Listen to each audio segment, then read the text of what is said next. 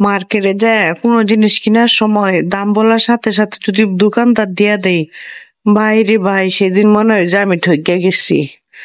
Seriously সেই দিন রাতে আমার আর ঘুম হইব না।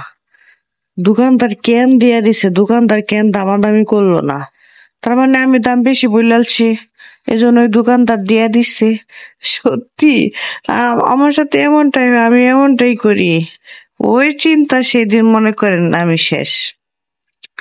আর বাজারে কোনো একটা জিনিস কিনতে গেলাম, ভাল লাগছে, খুব ভাল লাগছে, কিন্তু বাসায় আসলাম, নিয়ে আসলাম, ওইটা আর ভাল লাগতো না। কি কিনে আনছি, কেমন দেখা যায়, এটা ভাবতে ভাবতে আমি শেষ।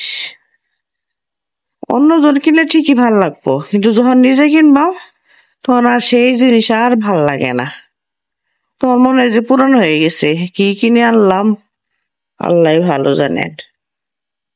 সবসময় আমার সাথে এমনটাই হয়। সত্যি আমি এমনটাই করি।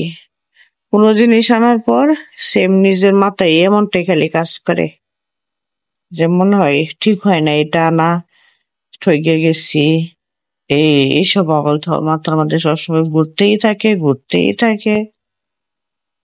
এজন্য না কিনাই ভালো, কিনতে গেলেই সমস্যা।